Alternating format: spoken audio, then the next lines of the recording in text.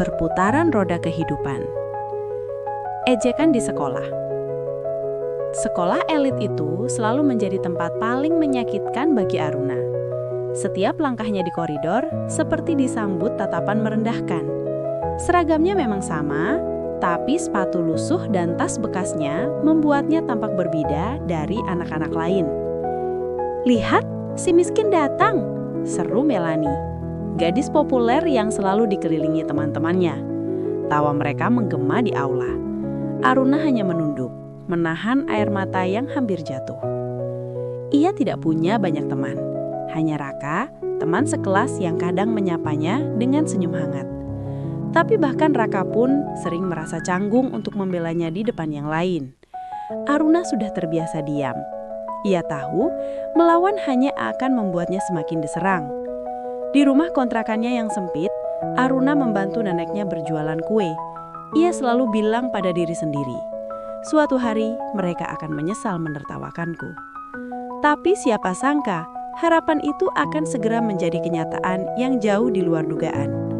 Suatu sore, seorang pria paruh baya datang menemui neneknya. Ia berpakaian rapi dan tampak sangat sopan. "Bu, apakah ini rumah Ibu Ratmi?" tanya pria itu. Saat nenek mengangguk, pria itu menatap Aruna dengan mata berkaca-kaca. "Anak ini, Aruna?" Suaranya bergetar. "Dia cucu dari Tuan Wiratama, orang terkaya di kota ini." Aruna menatap neneknya, bingung. Dunia seolah berhenti berputar. "Apa maksudnya, Nek?" tanyanya dengan suara pelan. Dan dari situlah, semua rahasia yang selama ini terkubur mulai terbuka. Rahasia masa lalu. Malam itu, Nenek Ratmi akhirnya bercerita. Dulu, ibunya Aruna adalah satu-satunya anak perempuan Tuan Wiratama. Tapi karena menikah dengan pria miskin, ayah Aruna, keluarga besar menolak dan mengusir mereka. Sejak itu, mereka hidup sederhana dan terputus dari keluarga besar. Air mata Aruna menetes. "Jadi, selama ini kita keluarga mereka, orang yang menertawakanku itu bahkan tak tahu siapa aku sebenarnya?" Nenek mengangguk pelan. "Aku tak ingin kamu tumbuh dengan kebencian, Nak. Tapi mungkin sudah waktunya kamu tahu." Keesokan harinya, pria paruh baya itu kembali. Ia memperkenalkan diri sebagai Pak Rendra, sekretaris keluarga Wiratama. "Tuan besar ingin bertemu dengan Anda, Nona Aruna. Beliau sudah lama menyesal karena kehilangan darah dagingnya." Aruna menatap wajah neneknya, ragu. Tapi di dalam hatinya ada sesuatu yang bergetar, rasa penasaran, juga sedikit luka yang menuntut jawaban. Ia akhirnya mengangguk. "Baiklah, aku akan bertemu kakekku." Namun, ia tidak tahu keputusannya itu akan mengubah segalanya, termasuk nasib orang-orang yang dulu menghina dirinya. Pertemuan yang menggetarkan. Mobil hitam mewah berhenti di depan rumah kontrakan mereka. Aruna mengenakan pakaian sederhana, tapi sorot matanya kini tegas. Begitu memasuki gerbang megah rumah keluarga Wiratama, jantungnya berdegup kencang. Tuan Wiratama sudah menunggunya di kursi roda. Rambutnya memutih, tapi matanya penuh kerinduan. "Aruna, cucuku," suaranya bergetar, air mata jatuh begitu saja. Aruna terdiam, tak tahu harus berkata apa. Ia hanya menunduk, menahan haru dan bingung. "Maafkan kakekmu, Nak. Kakek terlalu keras dulu. Karena ego, kakek kehilangan anak dan cucu." Air mata Aruna tak tertahan. "Ayah sudah tiada, Kek. Tapi aku tahu dia pasti bahagia jika melihat kakek menyesal seperti ini." Pertemuan itu menjadi awal dari perubahan besar. Aruna dipeluk, dijanjikan masa depan yang lebih baik.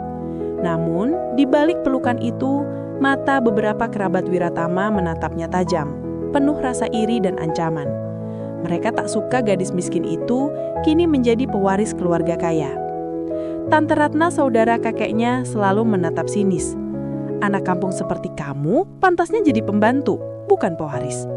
Aruna menahan perih tapi tak mau membalas. Ia hanya berjanji dalam hati untuk membuktikan bahwa dirinya lebih dari apa yang mereka kira. Di sekolah, kabar tentang dirinya menyebar cepat. Satu persatu orang yang dulu mengejeknya kini datang mendekat. Melanie, yang dulu paling jahat, tiba-tiba bersikap manis. "Aruna, maaf ya, dulu aku keterlaluan. Kita temenan lagi yuk." Tapi Aruna hanya tersenyum tipis. "Aku sudah tak punya waktu untuk pura-pura." Meski kini hidupnya berubah, luka masa lalu belum sepenuhnya sembuh. Ia mulai belajar, kekayaan bisa mengubah pandangan orang, tapi tidak mengubah hati mereka. Luka dan dendam. Malam itu Aruna mendengar percakapan rahasia di balik pintu. Tante Ratna dan anaknya, Kevin, berbisik-bisik. "Kalau Aruna diakui sebagai pewaris, kita kehilangan segalanya," kata Tante Ratna penuh amarah. "Kita harus cari cara menyingkirkannya," balas Kevin. Aruna terpaku, napasnya tercekat. Ia tak percaya keluarga sendiri tega memusuhinya. Sejak malam itu, ia tak lagi polos. Ia mulai berhati-hati, belajar strategi bisnis dari kakeknya, dan diam-diam menyiapkan langkahnya sendiri. Raka, teman lamanya, datang menemuinya suatu sore. "Kau masih Aruna yang dulu," katanya lembut. "Kekayaan tak mengubahmu." Kata-kata itu menjadi pengingat. Ia tak ingin kehilangan hatinya sendiri dalam lautan kebencian dan kemewahan. Pengkhianatan. Suatu hari, media memberitakan skandal besar. Nama Aruna terseret, tuduhan menggelapkan dana Yayasan Keluarga Wiratama. Foto-foto palsu dan dokumen manipulatif tersebar di internet. Dunia menatapnya dengan hina. Aruna hampir hancur, tapi Raka muncul dan membantu menyelidiki. Mereka menemukan bukti bahwa dalang di balik semua itu adalah Kevin. Ia bekerja sama dengan perusahaan saingan untuk menjatuhkan Aruna. Aruna menatap Kevin di ruang keluarga dengan air mata dan amarah. "Kau saudaraku, kenapa harus sejauh ini?" Kevin hanya tertawa sinis. "Kau mengambil segalanya dariku, sekarang rasakan." Kakeknya jatuh sakit karena stres dan Aruna merasa bersalah. Tapi ia bersumpah tidak akan menyerah. Ia akan membersihkan namanya bukan hanya untuk dirinya, tapi untuk keluarganya yang telah pergi. Kebangkitan. Dengan bantuan Raka, Aruna berhasil mengumpulkan bukti. Dalam rapat besar keluarga dan dewan perusahaan, ia memaparkan semua fakta, rekaman, dokumen, hingga kesaksian. Semua terdiam saat kebenaran terbuka. Kevinlah pelaku sebenarnya. Tante Ratna pingsan di tempat dan kakeknya menangis haru. "Kau luar biasa anak, bukan hanya cantik tapi juga kuat." Aruna menunduk, menahan emosi. Ia tak membalas dendam meski bisa, ia hanya berkata, "Aku tidak ingin balas sakit hati dengan kebencian, aku hanya ingin keadilan."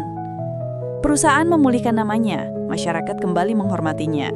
Tapi yang paling indah, Aruna akhirnya memaafkan masa lalunya, termasuk mereka yang dulu menertawakan kemiskinannya. Cinta dan harga diri. Setahun kemudian, Aruna berdiri di depan sekolah lamanya.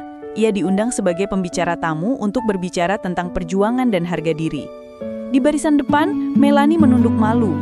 Aruna menyenyum dan berkata, "Jangan pernah menilai seseorang dari bajunya, karena mungkin di balik kesederhanaannya ada kekayaan yang tak ternilai, yaitu hati yang kuat." Usai acara, Raka menghampirinya.